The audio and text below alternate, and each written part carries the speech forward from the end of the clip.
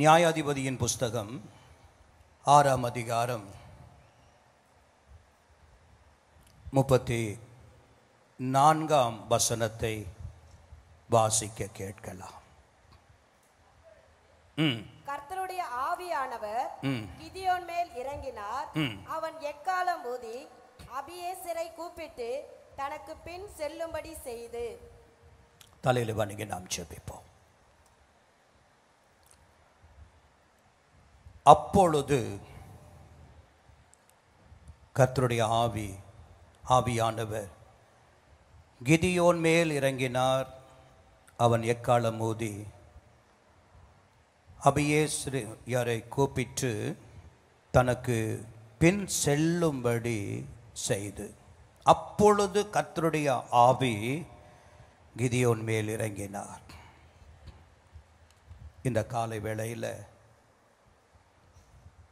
நமக்கு வெளிப்படுத்த வேண்டிய சத்தியத்தை கர்த்தர் நமக்கு வெளிப்படுத்த வாயை திறந்து சொல்லுங்க. என்னோடு பேசுங்க ஆண்டவரே, என்னோடு பேசுங்க. வானம் பூமியும் மாறிவிடும், உம் வார்த்தை மாறாதது. வாழ்வின் தீபமாய் வாழி நடத்தும் உம் வசனம் நிலையானது. வானம் பூமியும் மாறிவிடு, உம் வார்த்தை மாறாதது. வாழ்வின் தீபமாய் வாழி நடத்து உம் வசனம் நிலையானது. கண்ணில் காணும் யாவும் ஒரு நாள் மாறும், இந்த மண்ணில் உள்ள மகிமை யாவும் மாறும். விண்ணில் காணும் நட்சத்திரம் மாறும், நம் எண்ணங்களும் சிந்தைகளும் மாறும். கண்ணில் காணும் யாவும் ஒரு நாள் மாறும், இந்த மண்ணில் உள்ள மகிமை யாவும் மாறும். விண்ணில் காணும் நட்சத்திரம் மாறும், நம் எண்ணங்களும் சிந்தைகளும் மாறும். கடல் மாறும், மலை மாறும், உம் வார்த்தை மாறாதது.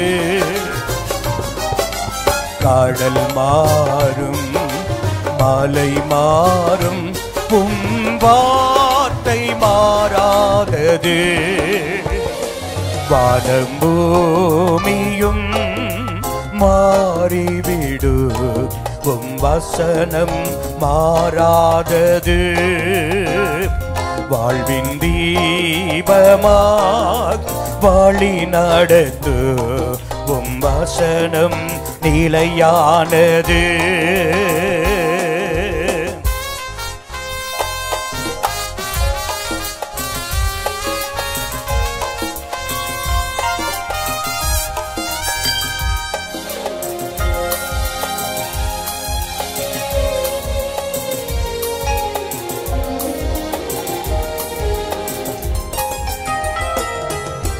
காலங்களும் சூழ்நிலையும் மாறும், நம் கால்கள் செல்லும் பாதைகளும் மாறும்.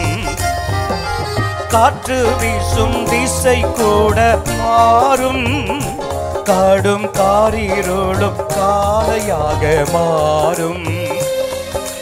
காலங்களும் சூழ்நிலையும் மாறும், நம் கால்கள் செல்லும் பாதைகளும் மாறும். காற்று வீசும் திசை கூட மாறும், காடும் காரிருளும் காலையாக மாறும். நிலை மாறும், நிறம் மாறும், உம் வார்த்தை மாறாதது. நிலை மாறும், நிறம் மாறும், உம் வார்த்தை வார்த்தை மாறாதது. வானம் பூமியும் மாறிவிடு, உம் வார்த்தை மாறாதது. வாழ்வின் தீபமாய் வழி நடத்து, உம் வசனம் நிலையானது.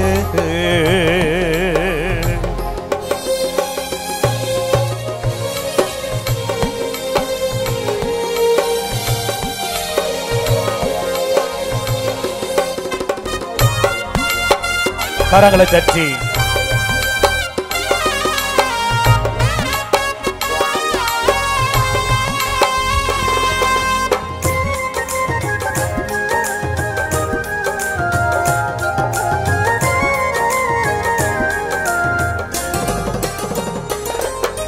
பந்தங்களும் பாசங்களும் மாறும், நாம் நம்பியிருக்கும் நட்பு கூட மாறும்.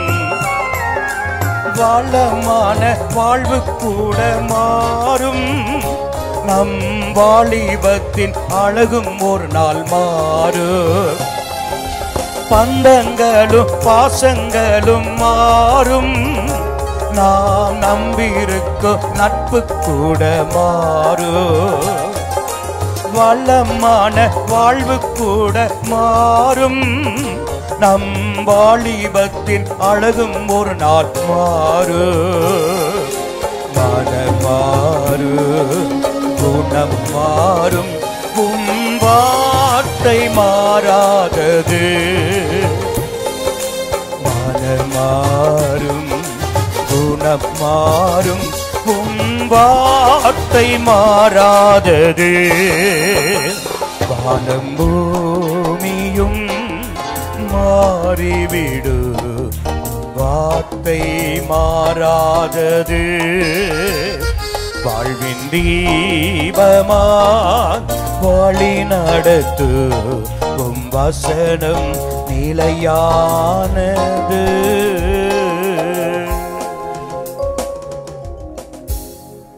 கிருபை நிறைந்த நல்ல பிதாவே, எங்களை வாழ வைத்தது உம்முடைய வசனமாகிய ஜீவ அப்பம். எங்களை விடுதலையாக்கியது உம்முடைய வார்த்தை. எங்களை ஆசீர்வதித்தது உம்முடைய ஜீவ வார்த்தை. இன்றைக்கும் அந்த வார்த்தைக்கு நேராக எங்களுடைய இதயத்தையும் செவிகளையும் ஒருமுகப்படுத்துகிறோம். எங்களோடு பேசும் இயேசுவின் நாமத்தில் பிதாவே. கர்த்தருடைய பரிசுத்தமுள்ள நாமம் மகிமைப்படட்டும். நாம் வாசிக்க கேட்ட இந்த பகுதியில் கர்த்தருடைய ஆவியானவர் கிதியோன் மேல் இறங்கினார் என்று சொல்லியிருக்கலாம். அதற்கு முன்பாக அப்பொழுது என்கின்ற ஒரு வார்த்தை சேர்க்கப்பட்டு இருக்கிறது. நாம் அப்பொழுது கர்த்தருடைய ஆவியானவர் கிதியோன் மேல் என்ன செய்தார்? இறங்கினார் என்று வருகிறதை நாம் பார்க்கிறோம். அருமையான கர்த்தருடையவர்களே, அப்பொழுது என்று வேதம் சொல்லுமானால் ஒரு கேள்வியை நாம் எழுப்பணும். எப்பொழுது? சொல்லுங்க. அப்பொழுது என்று வருமானால் ஒரு கேள்வியை நாம் எழுப்பணும். இல்லை, நேரம் நிமிர்ந்து உட்காருங்க. பிரசங்கிக்கிற என்ன பாருங்க, முகத்தை பாருங்க. நீங்கள் தலை கவிழ்ந்து கொண்டு இருக்க வேண்டாம். வேதத்தை இப்போ நீங்கள் பார்க்க வேண்டாம். அப்பொழுது என்று வேதம் சொல்லும்போது நாம் ஒரு கேள்வி எழுப்பணும். எப்பொழுது என்று சொன்னாதான் அந்த கேள்விக்கு விடையை நாம் கண்டுபிடிக்க முடியும். எப்பொழுது என்று சொன்னால் தேவனுடைய ஜனமாகிய இஸ்ரவேல் மக்கள், தேவனுடைய ஜனமாகிய இஸ்ரவேல் மக்கள் தேவனால், தேவனுடைய ஆவியினால் அவர்கள் நடத்தப்பட்டு வந்த ஒரு ஆவிக்குரிய காலங்கள் ஒன்று உண்டு. ஆனால் இடையிலே அவர்கள் தேவனுடைய நன்மைகளையும் அவர் செய்த அற்புதங்களையும் மறப்பது மாத்திரமல்ல, அவர்கள் தேவனையே மாற்றிவிடுகிறவர்களாய் மாறிவிட்டார்கள்.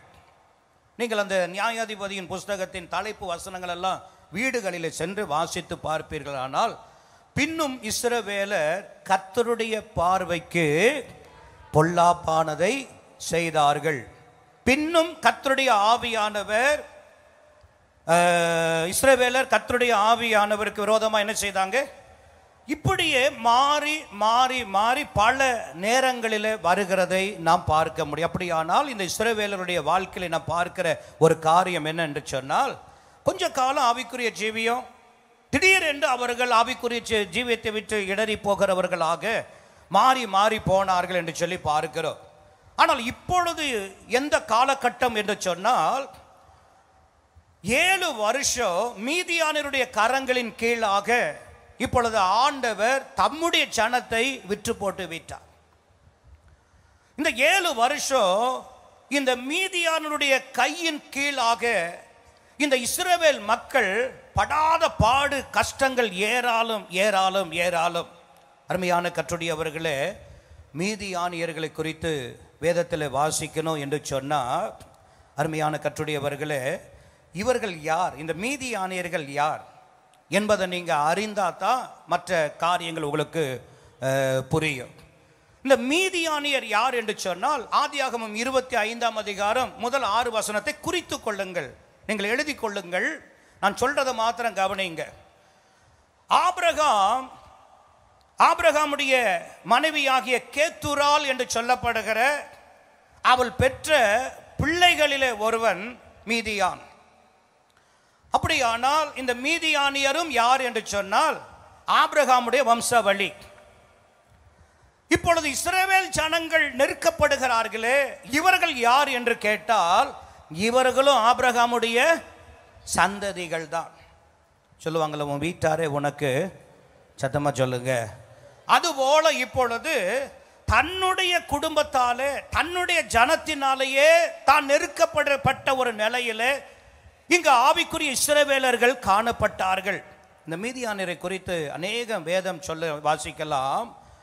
இந்த யோசேப்பை யாருடைய கரத்தில் விற்று போட்டார்கள் என்று சொல்லி வேதம் சொல்லும். மீதியானியருடைய கரங்களிலே என்ன செய்தாங்க? ஈவு இறக்கம் இல்லாமல் அழுகிற ஒரு பையனை, சின்ன வாலிப பையனை, எல்லா சகோதரர்களும் ஒன்று திரண்டு ஒருவனை 20 வெள்ளி பணத்துக்கு விற்கிறாங்க. அவங்களுக்கு கொஞ்சம் கூட என்ன இல்லை? ஈவு இறக்கம் இல்லை. ஏண்டா இப்படி விற்கிறீங்க? அவனும் உங்கள் தம்பி தானே அப்படின்னு சொல்லி அனுப்பலை.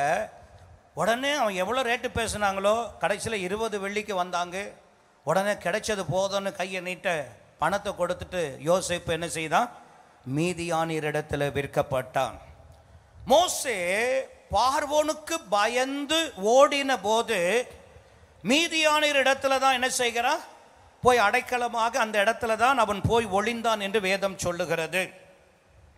அது மாத்திரமல்ல, இந்த இஸ்ரவேல் ஜனங்கள் இந்த வனாந்தர பாதையில தேவன் அவர்களை அக்கினி ஸ்தம்பமாய் மேக ஸ்தம்பமாய் இருந்து தம்முடைய ஜனத்திற்கு ஒவ்வொரு நாளும் மன்னா கொடுத்து அவர்களுக்கு பாதுகாத்து பராமரித்து அவர்களை அவரே வனாந்தரத்தில் நடத்தி கொண்டு வருகிற வழியில இந்த மீதியானியர்கள் தான் வந்து வந்து என்ன செய்தார்கள்?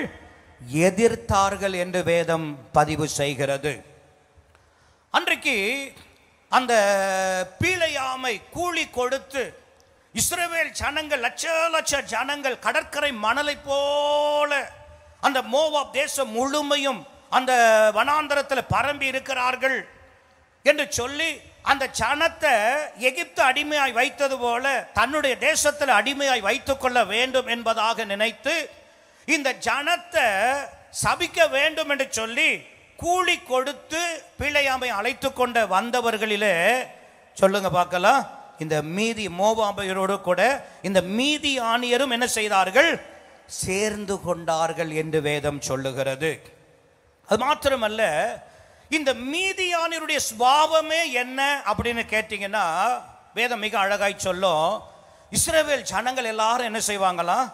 தங்களுடைய நிலத்துல உழுது பயிர் போட்டு நீர் பாய்ச்சி அதற்கு உரமிட்டு வேலைக்கு தண்ணீர் பாய்ச்சி அதனுடைய பராமரித்து அந்த தானியங்கள் விளை தானியங்கள் விளைந்து வருகிற நேரத்தில் இந்த இஸ்ரவேல் மக்கள் எல்லாம் சந்தோஷமா இருப்பாங்க.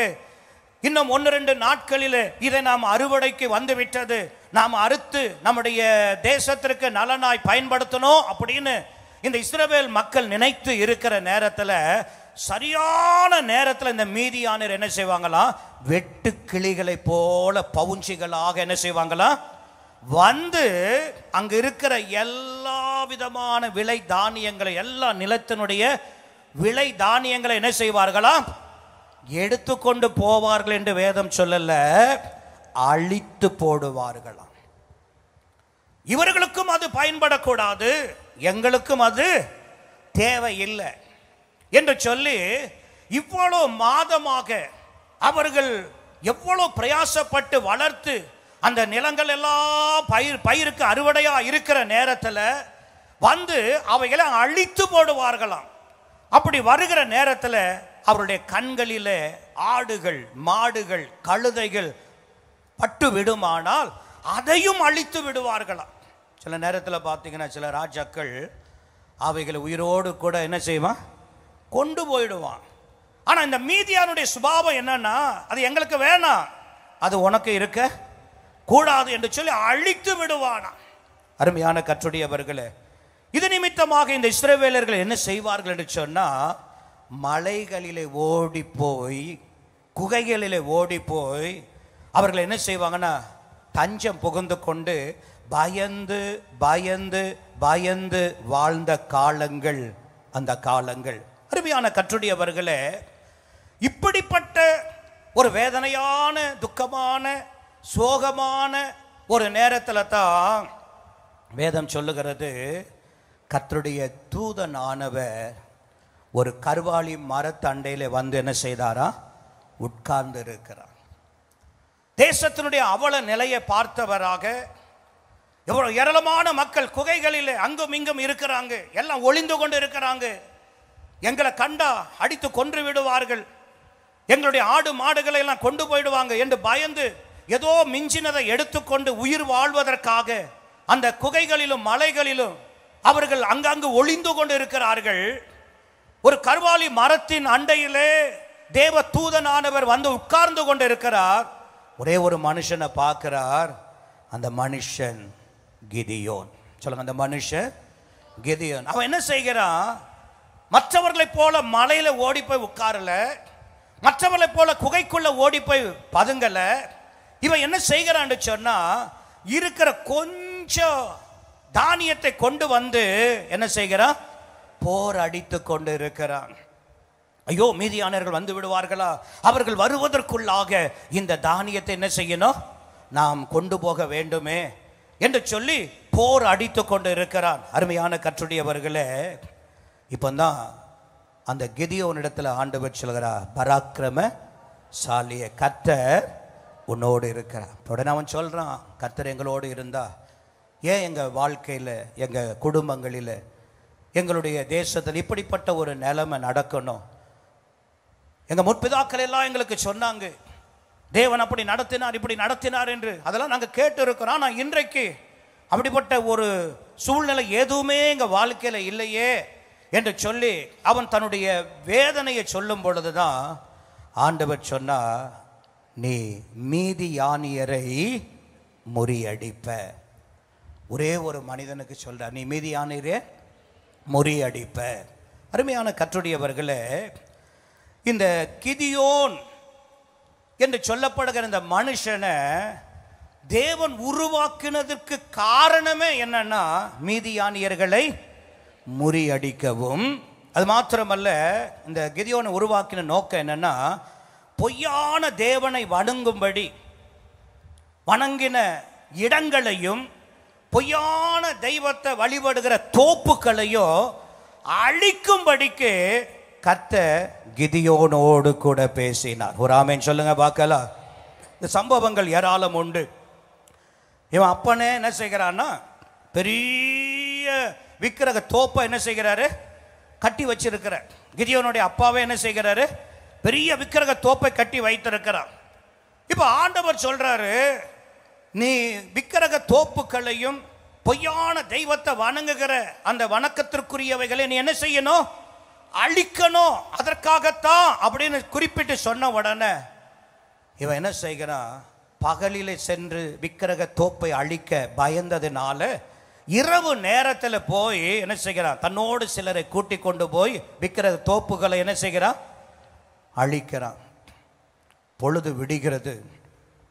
ஏராளமான ஜனங்கள் கூடி வந்துட்டாங்க.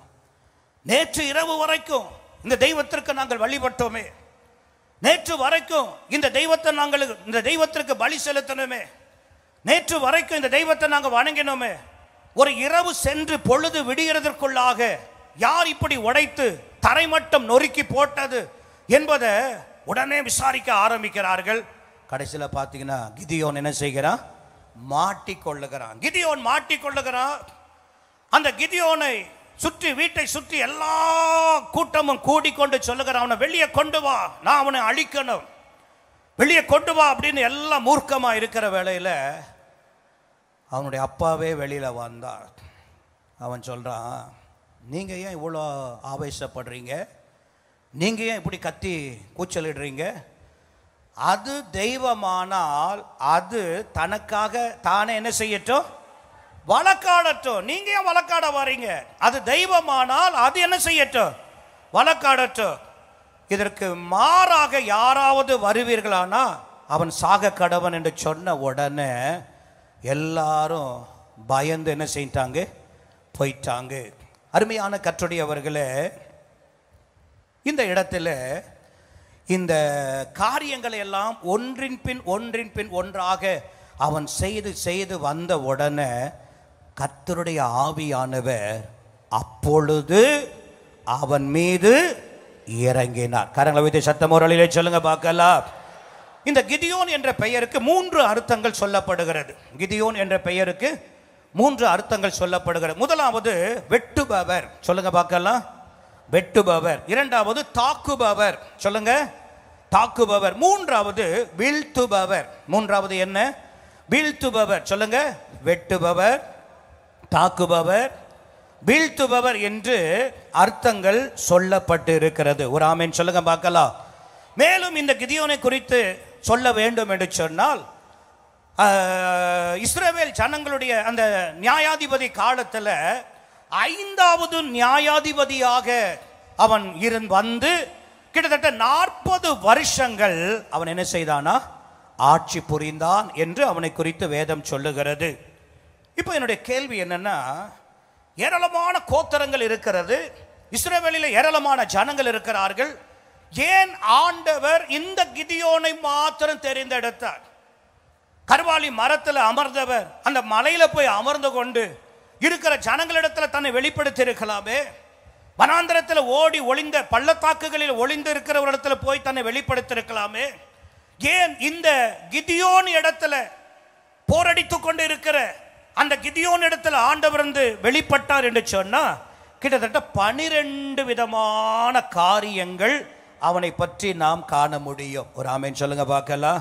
இதெல்லாம் வாசித்து கேட்கணும்னா நேரமாகும், நான் வேகமாய் சொல்லுகிறேன். முதலாவதாக அவன் உற்சாகமான உழைப்பாளி. கிதியோன் யாருன்னு சொன்னா, சொல்லுங்க, உற்சாகமாக சபைகளில் தேவன் வைத்த தோட்டத்தில் தேவனுடைய பிள்ளைகள் எப்படி இருக்கணும் அப்படின்னா, சொல்லுங்க பார்க்கலாம், சத்தமா சொல்லுங்க.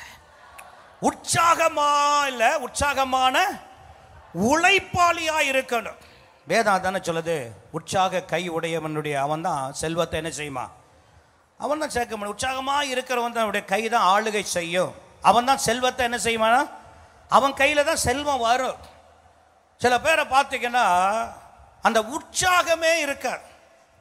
கை தட்டுகிறதுல உற்சாகம் இருக்காது, ஆராதனைக்கு வருகிறதுல உற்சாகம் இருக்காது, ஒரு ஊழியத்தில் வந்து ஊழியம் செய்கிறதுல உற்சாகம் இருக்காது. அவங்கள பார்த்தாலே எப்படி இருக்கும் அப்படின்னா, உற்சாகத்தெல்லாம் அடமானம் வைத்துட்டு மார்வாடி கடையில் வச்சுட்டு அப்படியே மெதுவாக ஏதோ நம்மளும் இருக்கணும், போகணும், தலையை காட்டணும் அப்படின்னு நான் சொல்லுவேன். என்ன இருக்கணும் சொல்லுங்க பார்க்கலாம். யாரு மேலே கர்த்தருடைய ஆவி இறங்குவார், யாரை கொண்டு கர்த்தர் பெரிய காரியங்களை செய்வார்னா அதற்கு இந்த கிதியோனை தேர்வு செய்ய காரணம் அவன் உற்சாகமான உழைப்பாளி. ஒரு ஆமென் சொல்லுங்க பார்க்கலாம். சத்தம் போதாது. உற்சாகமான உழைப்பாளி. இரண்டாவதாக தனது விளைச்சலை மீதியானியரிடம் இருந்து காப்பாற்ற முயற்சி செய்தவர். தன்னுடைய விளைச்சலை மீதியானியரிடத்திலிருந்து காப்பாற்றுவதற்கு என்ன செய்கிறான்? முயற்சி பண்ணுகிறான். மற்றவங்க எல்லாம் போய் மலையில ஒளிந்து கொண்டு இருக்கிறான். அவனுக்கும் நிலம் இருக்கிறது, அவனுக்கும் களம் இருக்கிறது, அவனுக்கும் விளைந்தது இருக்கிறது. ஆனா மீதியானருக்கு பயந்து ஓடி ஒளிந்து கொண்டு இருக்கிறான். ஆனா இவன் பயந்தவன் தான். ஆனாலும் ஒன்னு செய்கிறான். என்ன செய்கிறான் அப்படின்னு பார்த்தீங்கன்னா, தனது விளைச்சலை மீதியானிடம் இருந்து காப்பாற்றுவதற்காக முயற்சி செய்து கொண்டு இருக்கிறான். மூன்றாவதாக அவனை குறித்து பார்க்கலாம். தன்னை குறித்து சிந்திப்பதை விட அதிகமாக மக்களின் அவல நிலையை குறித்தே சிந்தித்துக் கொண்டு இருந்தான். எப்படி மொர்தெகாய் ஜனங்களுடைய நன்மைக்காகவே அவன் சமாதானம் உண்டாக பேசினானோ, மக்கள் மக்கள் மக்கள் என்று சொல்லி, இயேசு எப்படி ஊழியம் செய்த நாட்களில் போகிற இடமெல்லாம் தன்னுடைய சுற்றிலும் இருக்கிற மக்களை ஆண்டவர் தேடி சென்றாரோ, இதே போல இந்த கிதியோனுடைய வாழ்க்கையில தன்னை குறித்து தன் நிலைமை இப்படி இருக்கிறது, தன்னுடைய வாழ்க்கை இப்படி இருக்கிறது, தன்னுடைய எதிர்காலம் இப்படி இருக்கிறதே என்று சபையில் சிந்திக்கிறவர்கள் உண்டு. ஆனா இவன் தன்னுடைய பிரச்சனையில இருந்தாலும், எல்லா மக்களை போல அவனும் பிரச்சனைக்குள்ள இருந்தாலும், தன்னை பற்றி சிந்திப்பதை விட மற்றவர்களை பற்றி, மற்றவர்களுடைய அவல நிலையை குறித்து அதிகமா என்ன செய்தா? சிந்தித்தா. நம்முடைய ஆண்டவர் வெளி தோற்றத்தை அல்ல, அந்த மனிதனுடைய இருதயத்தை கர்த்தர் பார்க்கிறார். அல்லேலூயா. நான்காவதாக தேவனுடைய இப்படிப்பட்ட அனுபவங்கள் இருந்தபடியினால தேவனுடைய பணிக்காக அவர் நேரடியாய் அழைக்கப்பட்டார். தேவ தூதன் ஆனவரால. வேதத்தில் தேவ தூதன் என்று வரும், அது தூதர்களை காட்டும். தேவ தூதன் ஆனவர் அப்படின்னு வர்றது பழைய ஏற்பாட்டின் காலங்களில் அது இயேசுவை குறிக்கிற வார்த்தை. தூதன் என்பது பரலோகத்தில் பணிவிடை செய்கிற தூதன்மார்கள். ஆனால் தூதன் ஆனவர் என்கிற வார்த்தை வருகிற இடமெல்லாம் பழைய ஏற்பாட்டின் காலங்களிலே இயேசு கிறிஸ்துவை அடையாளப்படுத்துகிற ஒன்று. அப்படியானால் கிதியோனுக்கு தரிசனமானது யார் அப்படின்னா சொல்லுங்க பார்க்கலாம், இயேசு கிறிஸ்து. ஒரு ஆமென் சொல்லுங்க பார்க்கலாம். நேரடியா இயேசு எப்படி ஒளியில பவுலை ஆண்டவர் சந்தித்து அழைத்தாரோ, அதே போல நேரடியாக தேவனுடைய பணிக்காக அழைக்கப்பட்டவர் இந்த கிதியோன் என்று சொல்லி பார்க்கிறோம். அது மாத்திரமல்ல, ஐந்தாவதாக கோதுமையின் மேல் அக்கறை உடைய மனிதனே தன்னுடைய களஞ்சியத்தின் மேல் அக்கறை உடையவனா இருப்பான் என்பது தேவனுடைய இருதயத்தின் பிரியமா இருந்தபடியினால, எப்படி கோதுமை மணி மேல இவன் ஆர்வம் கொண்டு ஆசை கொண்டு எப்படியாவது அதை களத்தில் வைத்து அதை கொண்டு களஞ்சியத்தில் சேர்க்கணும் என்று கோதுமை மேல இவ்வளோ ஆர்வம் காட்டுகிறானே, இவ்வளோ அக்கறையோடு கூட இந்த பயம் சூழ்ந்த இந்த மீதியான கூட்டத்தின் நடுவில் எந்த நேரத்தில் எப்படி வருவாங்கன்னே தெரியாது, வந்த பெரிய அழிவு. ஆனா அந்த இடத்திலும் கோதுமை மேல இவ்வளோ அக்கறை காண்பிக்கிறானே என்பதை ஆவியானவர் கண்ட பொழுது, இவனே தனது களஞ்சியத்தின் மேல் அக்கறை உடையவனாக இருக்க முடியும் என்று தேவன் அறிந்து இருந்தார். ஒரு ஆமென் சொல்லுங்க பார்க்கலாம். அல்லேலூயா, அல்லேலூயா. அது மாத்திரமல்ல, அழைப்பின் காலத்தில், ஆறாவது அழைப்பின் காலத்தில் மிகவும் தாழ்மையாக நடந்து கொண்டவர். அவன் சொல்லுகிறான், எங்க குடும்பம் எளிய குடும்பம், எங்க குடும்பத்தில் நான் ரொம்ப சின்னவன் என்று சொல்லி இந்த உன்னத அழைப்பு வந்தபோது கிதியோனுடைய வாழ்க்கையை பார்க்கிறோம். அந்த அழைப்பின் காலத்தில் மிகவும் தாழ்மை உள்ளவராக நடந்து கொண்டார். ஏழாவதாக அவன் பயந்து இருந்த போதிலும், நான் சொல்லுவேன் கிதியோன் பயப்படலன்னு சொல்ல மாட்டேன், அவனும் மீதியானவருக்கு என்ன செய்தவன்? பயந்தவன். தான் பயந்து இருந்த போதிலும் ஆண்டவர் சொல்றாரு, இந்த ஒரு காரியத்தை உன்னை கொண்டு தான் செய்ய போகிறேன்னு சொன்ன போது, இந்த தோப்புக்கள் எல்லாம் நீ அழிக்கணும், வெட்டணும், வீழ்த்தணும், அதற்கு உன்னதான் நான் தெரிந்து கொண்டேன் என்று ஆண்டவர் சொல்லும் போது உடனே அவன் கீழ்ப்படிந்தான். ஒரு ஆமென் சொல்லுங்க பார்க்கலாம். தன்னை சுற்றிலும் சூழ்நிலைகள் மாறாக தெரிந்தாலும், காண்கிறவைகள் எல்லாம் இதெல்லாம் நடக்குமா என்கிறது போல எதிராக இருந்தாலும், அந்த கர்த்தருடைய வார்த்தைக்கு 100% அப்படியே என்ன செய்தான்? கீழ்ப்படிந்தான். அதனால தான் பாகாலின் பலிவிடத்தையும் தோப்புக்களையும் இரவோடு இரவாக கர்த்தர் சொன்னதுக்கு கீழ்ப்படிந்தனால தான் என்ன செய்தான்? அழித்தான் என்று சொல்லி பார்க்கிறோம். 8வதாக தேவனிடத்தில் அடையாளத்தை கேட்கிறான். இந்த கிதியோன் என்ன செய்கிறான்? தேவனிடத்தில் அடையாளத்தை கேட்கிறான். கர்த்தரும் தமது ஊழியனுடைய வாழ்க்கையில தயார்படுத்துவதற்காக அவன் என்ன அடையாளத்தை கேட்டானோ, கர்த்தரும் அந்த அடையாளத்தை அவனுக்கு என்ன செய்கிறார்? கொடுத்தார் என்று சொல்லி பார்க்கிறோம். அடுத்து 9வதாக ஆவியானவருடைய பலத்தினாலே அவர் ஊழியம் செய்தார். ஒரு ஆமென் சொல்லுங்க பார்க்கலாம். யாரால ஊழியம் செய்தாரு? ஆவியானவருடைய பலத்தினாலே ஊழியம் செய்தார். எப்படி சொல்லுகிறேன் என்று சொன்னார், முதலாவது இப்ப யுத்தத்திற்கு போகணும், மீதியானரை முறியடிக்க யுத்தத்திற்கு போகணும்னா 32,000 பேர் இப்பொழுது யாரோடு இணைந்து கொண்டாங்க? கிதியோனோடு இணைந்து கொள்ளுகிறாங்க. இந்த 32,000 பேரையும் நீங்க கேட்டீங்கன்னா, எங்கப்பா போறீங்க, எங்க போறீங்க அப்படின்னு கேட்டீங்கன்னா, 32,000 பேர் வாயிலிருந்து ஒரே ஒரு வார்த்தை வரும். என்ன வார்த்தை தெரியுமா? சொல்லுங்க பார்க்கலாம். என்ன வார்த்தை வரும்? நாங்க எல்லாம் யுத்தம் செய்கிற பராக்கிரமசாலிகள். நாங்கள் எல்லாம் யாரு? யுத்தம் செய்கிற பராக்கிரமசாலிகள்.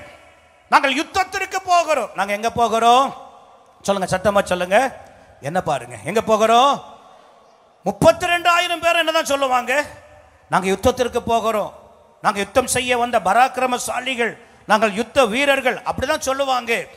ஆனா ஆண்டவர் சொன்னார், இதுல நான் சொல்ற மக்களை மட்டும்தாம்மா நீ கூட்டு போகணும் அப்படின்னு சொல்லிட்டு, இந்த 32,000 பேர்ல 31,700 பேரை ஆண்டவர் என்ன செய்துட்டா? கழிச்சிட்டார். வேண்டாம், இது எல்லாத்தையும் நீ என்ன செய்ய? அனுப்பிடு, எல்லாத்தையும் அனுப்பிடு. உடனே கிதியோன் என்ன சொல்ல? என்ன ஆண்டவரே, 32,000 பேர்ல 31,700 பேரை அனுப்பிட்டு இந்த 300 பேரை மாத்திரம் எனக்கு கொடுக்குறீங்களே அப்படின்னு கேட்கல.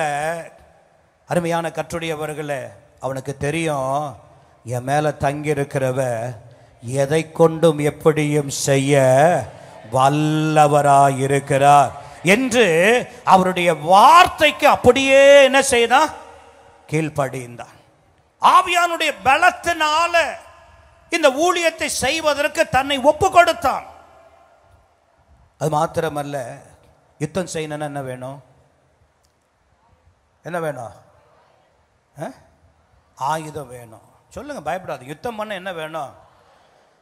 நம்மள மாதிரி வாய் சண்டையா? யுத்தம் அப்படின்னு வந்தா, 2 தேசத்துக்கு யுத்தம் வந்துட்டா என்னதான் இருக்கணும்? யுத்தம் ஆயுதம் இருக்கணும். என்னெல்லாம் இருக்கணும்? கையில் ஒரு பட்டயமாவது என்ன செய்யணும்? இருக்கணும். ஒரு பட்டயமாவது என்ன செய்யணும்? இருக்கணும். ஒரு ஈட்டியாவது இருக்கணும். ஒரு கேடகமாவது இருக்கணும். யுத்தம் செய்வதற்கு பட்டயம், ஈட்டி அல்லது யுத்தம் செய்வதற்கான ஆயுதம் ஏதாவது ஒன்று இருக்கணும். ஆனா யுத்த ஆயுதங்கள் ஒன்று கூட யார்கிட்ட இல்லை? சொல்லுங்க பார்க்கலாம். இப்போ இவங்களை கேட்டா எங்கெங்க போறீங்க? இவங்க என்ன சொல்றாங்க? யுத்தம் செய்ய போகிறோம். யுத்த ஆயுதம் எங்க அப்படின்னா என்ன சொல்றாங்க? இல்லை. எவ்வளவு பைத்தியக்காரத்தனமா இருக்கு பாருங்க. நான் சொல்லுவேன், ஆவியானவர் உங்க மேல வந்துட்டார்னா பார்ப்பதெல்லாம் ஒருவேளை வினோதமா இருக்கும், ஆனா செய்ய நினைச்சதை எப்படியும் செய்ய அவர் ஆற்றல் உடையவராய் இருக்கிறார். அல்லேலூயா, அல்லேலூயா.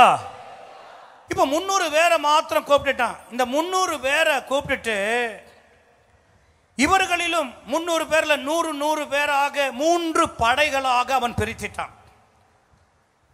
வந்த 31,700 பேரை அனுப்பிட்டான்.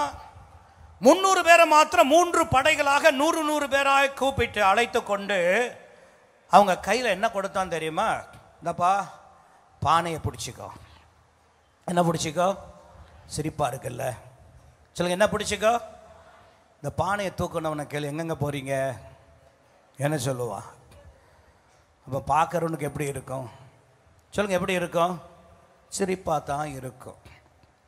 பானையை கொடுக்கறான், தீவட்டியை கொடுக்கறான், எக்காலத்தை கொடுக்கறான். 3 கையில் கொடுத்து யுத்தம் பண்ண போங்கன்னு 3 படைகளாக பிரிக்கிறான்.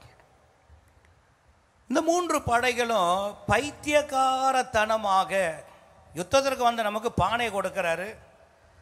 கொடுக்கும் போதே சொல்றாரு, நான் என்ன செய்யறேனோ அதே போல நீங்க செய்யணும் என்று சொல்லி, நான் பானையை உடைச்சா நீங்களும் என்ன செய்யணும்? பானையை உடைக்கணும். உள்ள இருக்கிற தீப்பண்டத்தை என்ன செய்யணும்? எரிய விடணும். எக்காலத்தை என்ன செய்யணும்? ஊதணும் அப்படின்னு சொல்லி இந்த மக்களை கொண்டு அழைத்து கொண்டு போகிறார். அது மாத்திரமல்ல, இப்படி கொண்டு போய் விசுவாசத்தோடு எதிர்த்து நின்று வெற்றி கண்டவர். ஒரு ஆமென் சொல்லுங்க பார்க்கலாம். அது மாத்திரம் அடுத்து நீங்க பார்த்தீங்கன்னா, எபிரேயர் 11ஆம் அதிகாரம் என்பது அது விசுவாச வீரர்களுடைய பட்டியல். ஆண்டவருக்காக வைராக்கியமாய் வீர செயல் செய்த, விசுவாசத்தை காத்து நடந்தவர்களுடைய பட்டியல். இப்ப வேதத்தில் நீங்க பார்த்தீங்கன்னா, அந்த விசுவாச வீரர்களுடைய பட்டியலில் இந்த கிதியோனுடைய பெயரை ஆவியானவர் மறக்காதபடி எழுதினார் என்று சொன்னா, அவன் விசுவாச வீரன் என்பதை அடையாளப்படுத்துகிறது. ஒரு ஆமென் சொல்வோமா? இன்னும் அவனை குறித்து நான் சொல்வேன், ஆனால் இவன் ராணுவ தலைவனை போல இருந்து செயலாற்றினவன். அது மாத்திரமல்ல, நீதிபதியாக இருந்தவன், அரசாண்டவன்.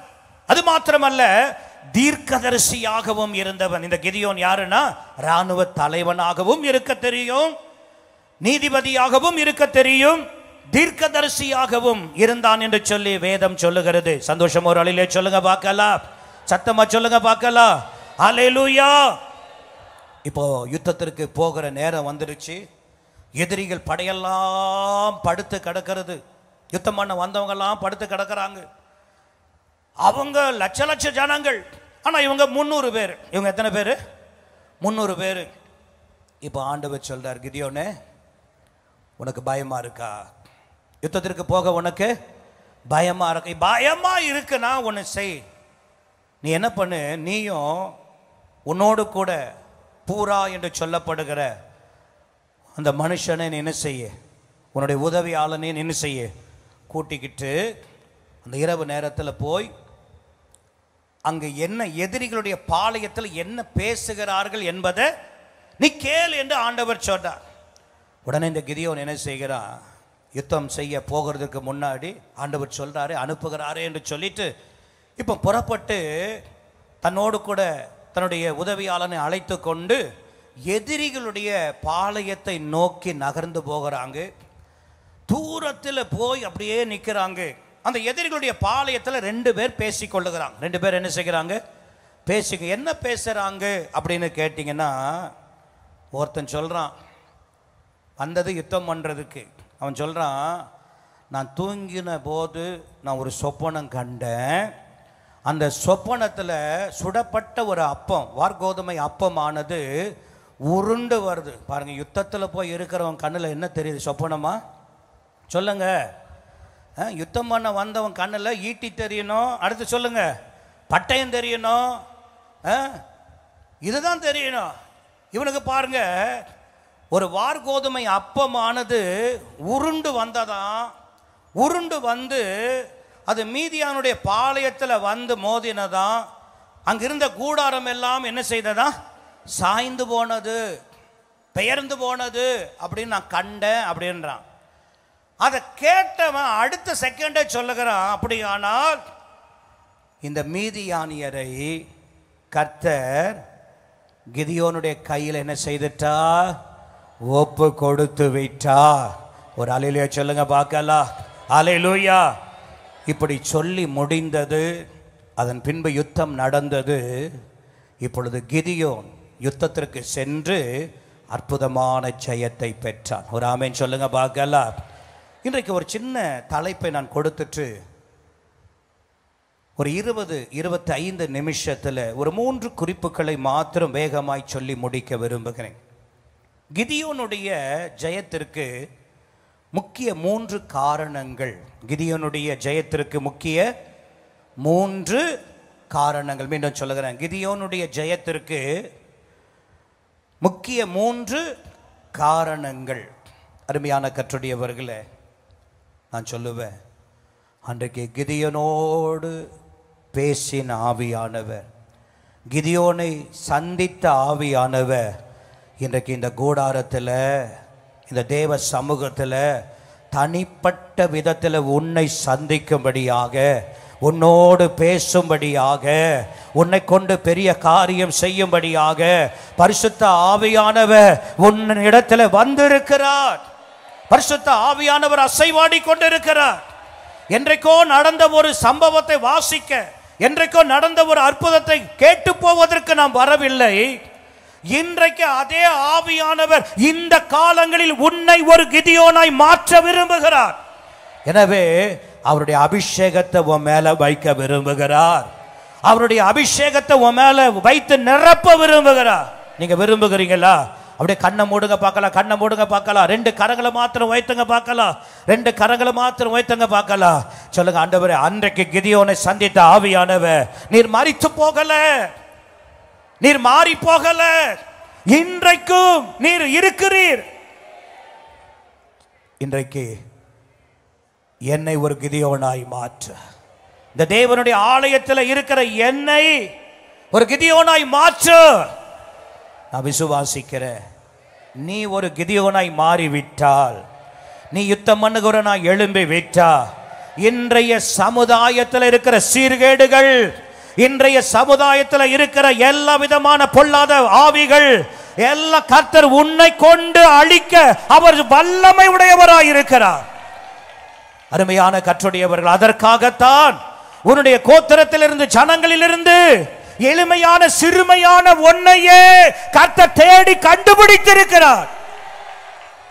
அருமையான சகோதரனே, சகோதரியே, நீ நினைக்கிற நான் அப்படி இருக்கணும் இப்படி இல்லை. தேவனுடைய நோக்கம் என்ன தெரியுமா? உன்னை கொண்டு ஒரு பெரிய காரியங்களை செய்யணும். அவருடைய நாமத்திற்காக உன்னை கொண்டு ஒரு பெரிய அடையாளத்தை நிகழ்த்தணும். கிதியோனை உருவாக்கின நோக்கமே என்ன? கிதியோனை உருவாக்கின நோக்கமே என்ன?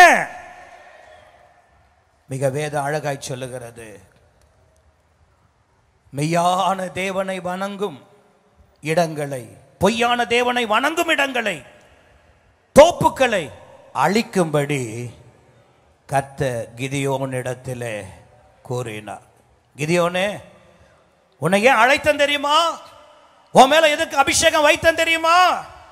பொய்யான தெய்வத்தை வழிபடுகிற தோப்புக்கள் ஏராளம் இந்திய தேசத்தில் உண்டு. நான் போகிற வருகிற வழியில உண்டு. அவைகளை எல்லாம் ஒன்றுமில்லாமல் மாற்றுவதற்காக, அருமையான கர்த்தருடையவர்களே, இந்த அருமையான காலை வேளையில் ஒரு 3 காரியங்களை சுருக்கமாக சொல்லி முடிக்க விரும்புகிறேன். முதலாவதாக நியாயாதிபதி 7ஆம் அதிகாரம் 16ஆம் வசனத்தை வாசிங்க. 7:16. அந்த 300 பேரை 3 படையாக வகுத்து அவர்களுடைய ஒவ்வொருவருடைய கையிலும் ஒரு எக்காலம், பானை அல்ல, வெறும் பானை, அந்த பானைக்குள்ள வைக்கிற ஒரு தீவட்டியும் கொடுத்து. ஒரு ஆமென் சொல்லுங்க பார்க்கலாம். தலைப்பு என்ன சொன்ன? கிதியோனுடைய 3 காரணம், வெற்றிக்கு 3 காரணம், கிதியோனுடைய ஜெயத்திற்கு முக்கிய 3 காரணம். முதலாவது காரணம் என்ன அப்படின்னு பார்த்தீங்கன்னா, தன்னோடு கூட யுத்தம் செய்ய வந்த அந்த சொற்ப ஜனங்கள், யுத்த களத்தில் எதிரிகள் லட்சக்கணக்கில் இருக்கிறாங்க, வெட்டுக்கிளிகளை போல இருக்கிறாங்க, தேசம் முழுமையும் புரண்டு வந்திருக்கிறது. ஆனா இந்த கிதியோனுடைய படையில வெறும் 300 பேர்கள் தான். இவர்களில் 3 படைகளாக பிரிக்கிறான். முதலாவது அவருடைய கரங்களில் என்ன கொடுத்தான் என்று சொன்னா, சொல்லுங்க, எக்காலத்தை கொடுத்தான். ஒரு ஆமேன் சொல்லுங்க பார்க்கலாம். எக்காலத்தை என்ன செய்தான்?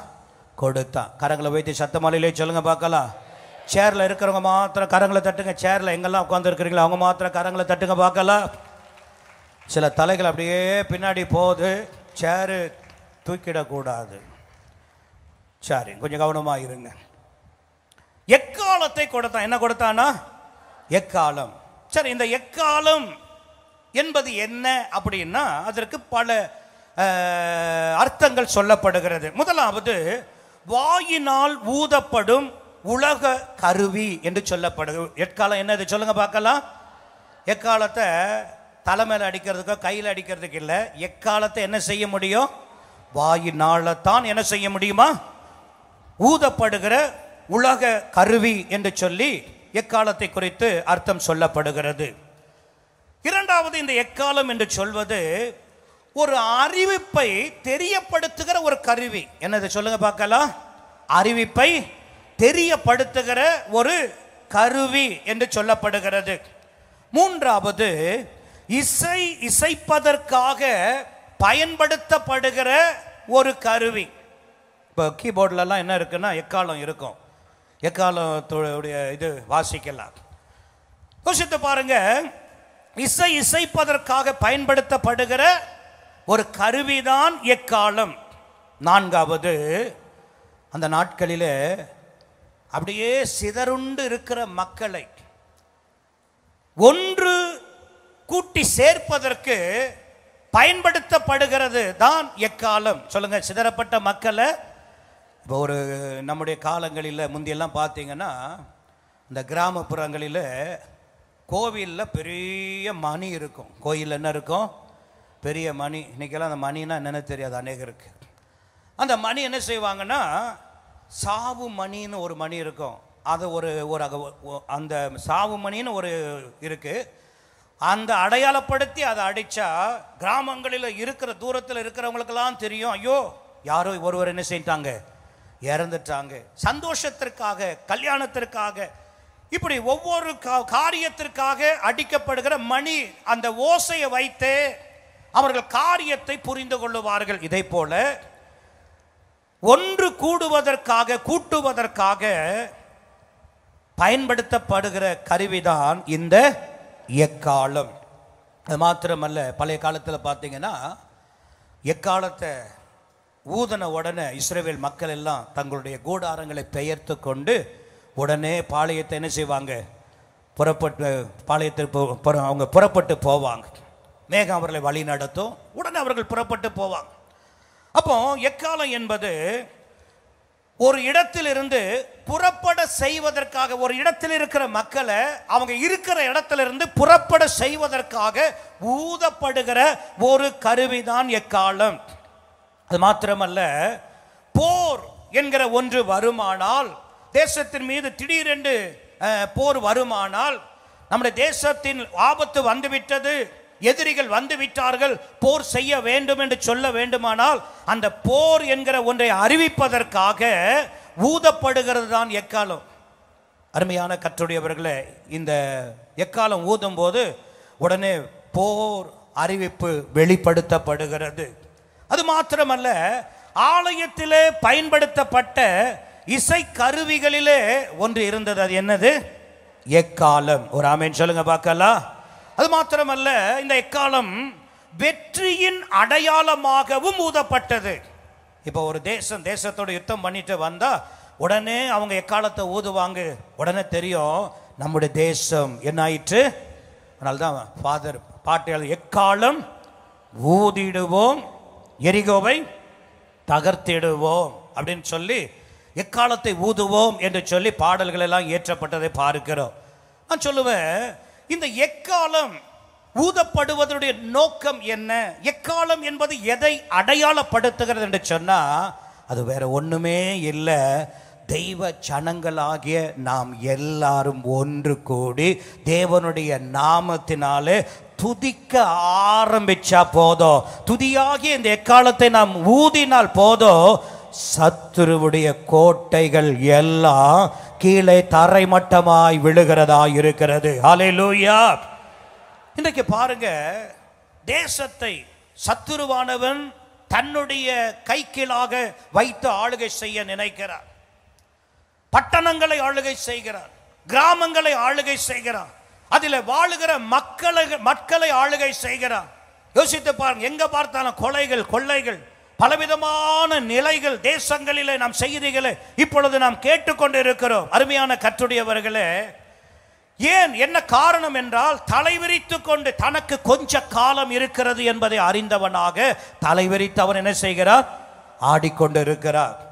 இவனுடைய ஆட்டத்திற்கு ஒரு முடிவை உண்டாக்க வேண்டுமானால், இவனை தோற்று போக செய்ய வேண்டுமானால், இவன் செயல்படாதபடி ஒரு மூலையில தள்ளி உட்கார வைக்க வேண்டுமானால், அது யாருடைய கரத்தில் இருக்கு என்று சொன்னால், தேவ ஆவியை பெற்று தேவனுடைய எக்காலங்களை ஊதுகிற துதிக்கிற தெய்வ மக்களுடைய கரங்களில் இருக்கிறது. ஒரு ஆமென் சொல்வோமா?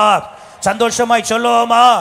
அன்றைக்கு பாருங்க, இஸ்ரவேல் ஜனங்களுக்கு எரிகோ என்கிற கோட்டை தடையாய் வந்தது. இது பலமுறை நம்ம கேட்ட ஒன்றுதான். ஆனா கொஞ்சம் கற்பனை செய்து பாருங்க, எவ்வளவு வருஷம் வனாந்தரத்தில் இஸ்ரவேல் ஜனங்கள் எவ்வளவு வருஷம் வனாந்தரத்தில் நடந்து வந்திருக்கிறாங்க. இந்த எரிகோவை அவர்கள் கடந்துட்டாங்கன்னா இன்னும் கொஞ்சம் தூரத்தில் கானானுக்குள்ள போயிடுவாங்க. இந்த கானானுக்குள்ள போகத்தான் இத்தனை மைல் தூரம் அவர்கள் அலைந்து திரிந்து வந்திருக்கிறாங்க. அந்த எரிகோ கிட்ட வந்த உடனே அவங்களுக்கு ஒரு சந்தோஷம் வந்திருக்கும். என்ன சந்தோஷம்னா, இந்த எரிகோ பக்கத்தில் வந்து இதை தாண்டிட்டோன்னா நம்ம கானானுக்குள்ள போகிறோம். ஆனா இந்த எரிகோ சொல்லுது, நீ இவ்வளோ வருஷம் நடந்து திரிந்தல்ல, உன்னை நான் விட மாட்டேன். நீ எதை பார்க்கணும்னு நினைச்சியோ அதை பார்க்க விட மாட்டேன். உன்னால என்னை கடந்து போக முடியாது என்று பேசுவது போல் அந்த எரிகோ தெய்வ ஜனத்தினுடைய இருதயத்தை தத்தளிக்க பண்ணி, தழும்ப பண்ணி, கவலை உண்டாக செய்தது அந்த எரிகோ.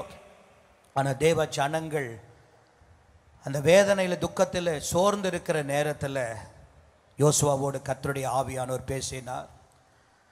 உடனே யோசுவா தேவ ஆலோசனை பெற்று ஜனங்களிடத்தில் சொன்னா, நீங்கள் ஒவ்வொரு நாளும் போய் 7 முறை என்ன செய்யுங்க, ஒவ்வொரு முறை சுற்றி வாங்க. கடைசி நாளில் நீங்கள் என்ன செய்யணும் சொல்லுங்க? என்ன செய்யணும் சொல்லுங்க? என்ன செய்யணும்? எக்காலத்தை ஊதுங்க, துதிங்கன்னு சொல்லி அனுப்பினா. எங்க துதிக்கும் எரிகோ கட்டடத்துக்கு என்ன சம்பந்தம் இருக்கு? எல்லார் கையிலையும் யுத்த ஆயுதத்தை கொடுத்து, நல்ல வெடி மருந்தை கொடுத்து, பாறையை உடைக்கிறது போல ஒவ்வொரு வாசல்ல பாம்பு வைத்து உடைங்கன்னா உடையும். ஆனால் நான் சொல்லுவேன், சம்பந்தமே இல்லாமல் சாத்தான் கிரியை செய்தாலும் ஆவியான ஒரு சம்பந்தம் இல்லாமல் கிரியை செய்ய வல்லவராயிருக்கிறார். நடந்தது என்ன? 6 முறை சுத்திட்டாங்க. 7ஆம் முறை சுத்தி வரும் பொழுது அவன் சொல்றான், நீங்க என்ன செய்ய, கர்த்தரை துதிங்க, எக்காலத்தை ஊதுங்க. ஊதுனாங்க, துதிச்சாங்க, எரிகோ தரை மட்டமாய் விழுந்து நொறுங்கினது. ஒரு ஆமென் சொல்லுங்க பார்க்கலாம். அல்லேலூயா, அல்லேலூயா. இன்றைக்கு உன்னை மேற்கொள்ளும்படி உன்னை அச்சுறுத்தி கொண்டிருக்கிற எரிகோ என்ன? உன்னை பயமுறுத்துகிற எரிகோ என்ன? உன்னை கலங்க பண்ணுகிற எரிகோ என்ன? உன் வாழ்க்கையில தடை கற்களை போல இருக்கிற அந்த எரிகோ என்ன? அருமையான கர்த்தருடையவர்களே, நான் சொல்லுவேன், எப்பேற்பட்டதா இருந்தாலும் நீ எக்காலம் ஊத ஆயத்தமாய் இருப்பாயானா, நீ தேவனை துதிக்க ஆயத்தப்படுவாயானால், அந்த துதியின் முன்பாக அது தரை மட்டமாய் இடிந்து விழும். நீ ஜெயம் எடுப்பது, கொள்ளை ஆடுவது நிச்சயமே நிச்சயம். நீ தாண்டி கானானுக்குள் போவது நிச்சயமே நிச்சயம். அல்லேலூயா. அப்போ தேவனுடைய ஆலோசனை, எக்காலத்தை ஊது, தேவனை துதி.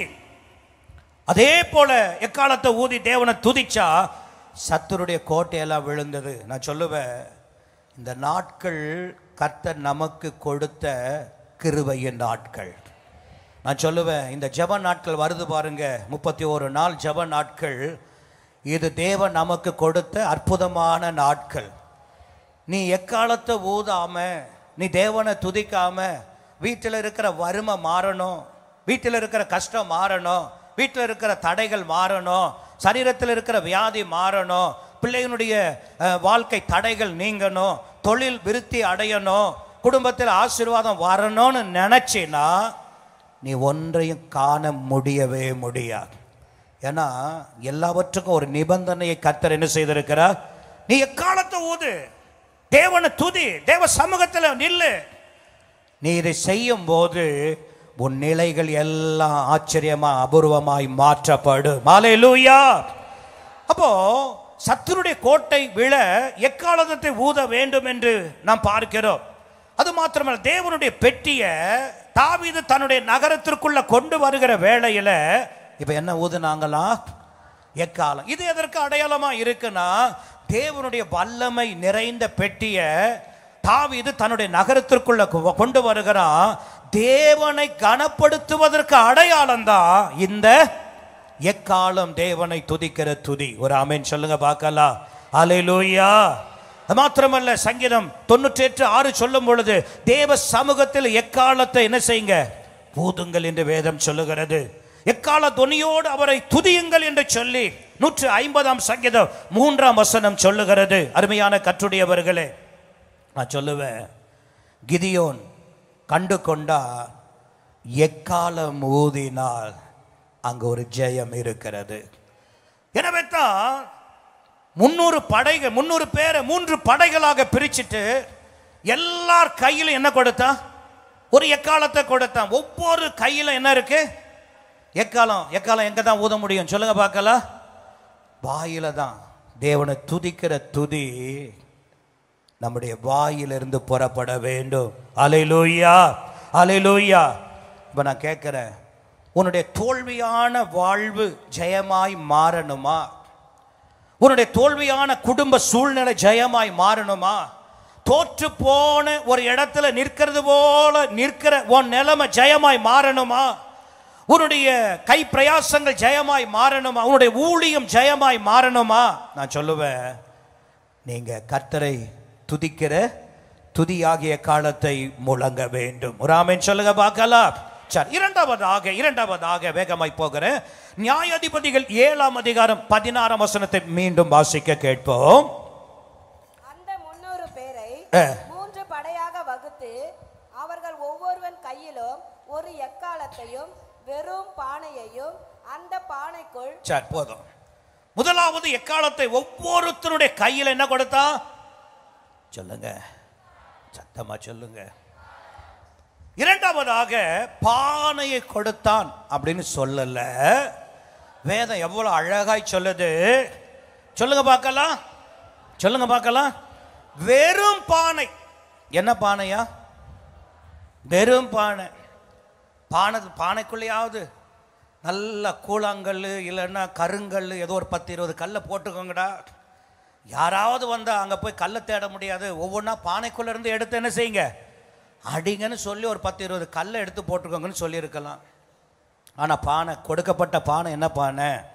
சத்தமா சொல்லுங்க, என்ன பானை? வெறும் பானை. அருமையான கர்த்தருடையவர்களே, இது எதை காட்டுகிறதுன்னா, நம்முடைய ஜீவியமும் ஊழியமும் எவ்வாறு இருக்க வேண்டும் என்று சித்தரித்து காட்டுகிற ஒரு படமாக இந்த வார்த்தை பதிக்கப்பட்டு இருக்கிறது. மீண்டும் சொல்லுகிறேன், நம்முடைய ஜீவியமும் நம்முடைய ஊழியமும் சித்தரித்து காட்டப்படுகிற ஒரு படமாக இந்த வார்த்தைகள் விளக்குகிறது.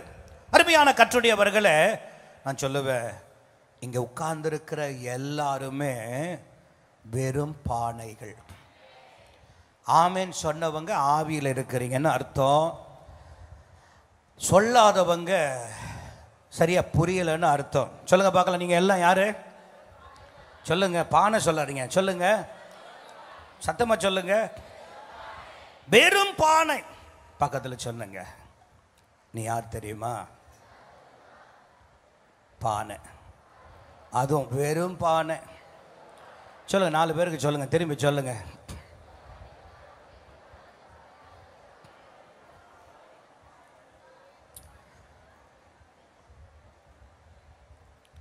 அருமையான கர்த்தருடையவர்களே, நம்ம எல்லாம் கீழே போட்டால் என்ன செய்வோம்? சொல்லுங்க, பானை என்ன செய்யுங்க? அது பத்திரமா கையில் வைக்கணும், பத்திரமா வச்சு எடுக்கணும். தவறி கீழே போட்டுட்டா பானையாக இருக்காது, என்னவாயிடும்? நொறுங்கிடும். உண்மைதானே? ஆனால் இப்படி வெறும் பானையாக இருக்கிற நம்முடைய பானைக்குள்ளதான் 2 கொரிந்தியர் 4ஆம் அதிகாரம் 6-7 வசனத்தில் பவுல் சொல்லுகிறார். வாசிக்க கேட்கலாம். 2 கொரிந்தியர் 4ஆம் அதிகாரம் 6-7 வசனங்களை வாசிக்க கேட்கலாம். இருளில் இருந்து வெளிச்சத்தை பிரகாசிக்க சொன்ன தேவன், இருளில் இருந்து வெளிச்சத்தை பிரகாசிக்க சொன்ன தேவன் இயேசு கிறிஸ்துவின் முகத்தில் உள்ள தம்முடைய மகிமையின் அறிவாகிய ஒளியை தோன்ற பண்ணும் பொருட்டாக எங்கள் இருதயங்களிலே மண்பாண்டமாய் இருக்கிற எங்களுக்குள் அவர் பிரகாசித்தார். இந்த மகத்துவம் உள்ள இந்த வல்லமை இது எங்களால் உண்டாயிராமல் தேவனால் உண்டாயிருக்கிறது என்று விளங்கும்படி இந்த பொக்கிஷத்தை மண் பாண்டங்களில் நாங்கள் என்ன செய்திருக்கிறோம்? பெற்றிருக்கிறோம். ஒரு ஆமென் சொல்லுங்க பார்க்கலாம். அல்லேலூயா, அல்லேலூயா. இப்போ நான் சொன்னேன், நம்ம எல்லாரும் யாரு சொல்லுங்க? நம்ம எல்லாரும் யாரு? வெறும் பானை, சரிங்களா? வெறும் பானை. இந்த பானைக்குள்ள ஆண்டவர் என்ன வச்சிருக்கிறாரு சொல்லுங்க? பொக்கிஷமாகிய நல்ல ஒளிய ஆண்டவர் இந்த பானைக்குள்ள என்ன செய்திருக்கிறார்? வைத்திருக்கிறார். இப்ப இந்த பானைக்குள்ள என்ன இருக்கு? பொக்கிஷம் இருக்கு. பானைக்குள்ள என்ன இருக்குன்னா, ஆண்டவருடைய இருளில் இருந்து வெளிச்சத்தை பிரகாசிக்க சொன்ன தேவன் இயேசு கிறிஸ்துவின் முகத்தில் உள்ள தமது மகிமையின் அறிவாகிய ஒளியை தோன்ற பண்ணும் பொருட்டாக எங்கள் இதயங்களில். அப்போ நமக்குள்ள என்ன வச்சிருக்கிறாரு அப்படின்னா, ஒளியை வைத்திருக்கிறார், மகத்துவத்தை வைத்திருக்கிறார், வல்லமையை நமக்குள்ள ஆண்டவர் என்ன செய்திருக்கிறார். சரி, இப்போ இந்த வெறும் பானையா இருக்கிற இந்த பானைக்குள்ள ஆண்டவர் இத்தனை காரியத்தை என்ன செய்துட்டார்? வைத்திருக்கிறார். இப்போ உள்ள இருக்கிற இந்த மகிமை, உள்ள இருக்கிற இந்த ஒளி வெளியில தெரியணும்னா பானை என்ன செய்யணும்? பானை என்ன செய்யணும்? பானையா இருக்கிற வரைக்கும் உள்ள இருக்கிற காரியம் வெளியே தெரியாது. ஆனா இந்த பானை உடையும் போதுதான் இதுக்குள்ள இருக்கிறது என்ன செய்யுமா? அதனாலதான் ஆண்டவர் சொன்னா, 300 பேரை கூப்பிட்டுக்கோ, ஒவ்வொரு கையிலையும் எக்காலத்தை கொடு, ஒவ்வொரு வெறும் பானையை கொடு, அதுக்குள்ள என்ன கொடு? தீவட்டியை வைத்து அனுப்பிட்டார். இப்போ போன படைகளுக்கு அவன் சொல்றான், நான் என்ன செய்யறேன்னு அதே மாதிரி செய்யுங்கப்பா. சத்துரு கூட்டம்லாம் பாதி பேர் தூக்கத்தில் இருக்கிறான், மயக்கத்தில் இருக்கிறான், பாதி பேர் விழித்து ஜாமம் காக்கிறவெல்லாம் இருக்கிறான், எல்லாம் இருக்கிறாங்க. இந்த 3 படைகளை சுற்றி நின்னது. கிதியோன் என்ன செய்தான் தெரியுமா?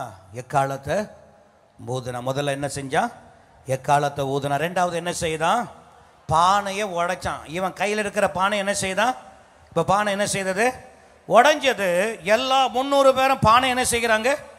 உடைச்சாங்க. உடைச்ச உடனே உள்ள இருக்கிற தீவட்டி அங்கங்க என்ன செய்கிறது? பார்த்த உடனே எதிரிகளுடைய படைகளுக்கு என்ன நடக்குது?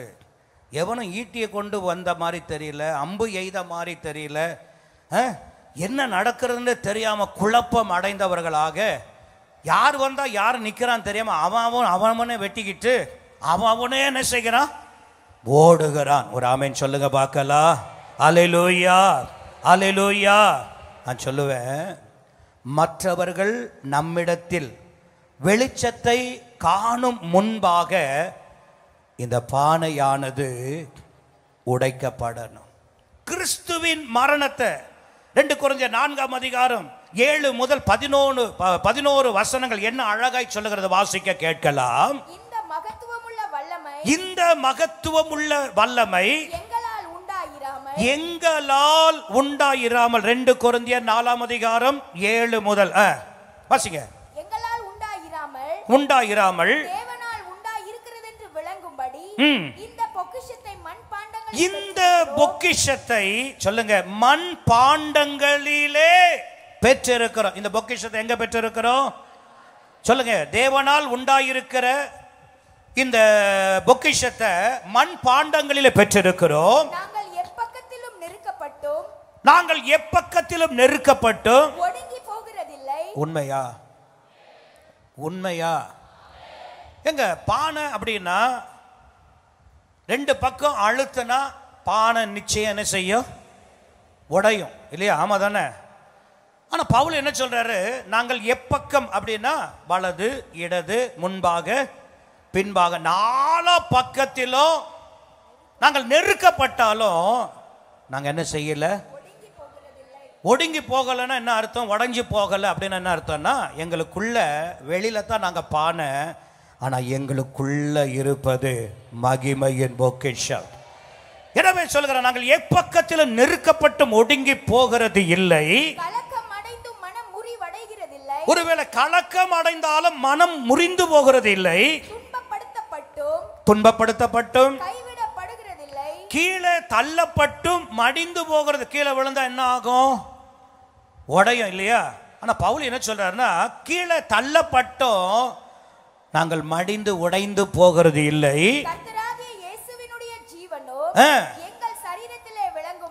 அவருடைய ஜீவன் மண்பாண்டமான எங்கள் சரீரத்தில் விளங்குகிறபடிக்கு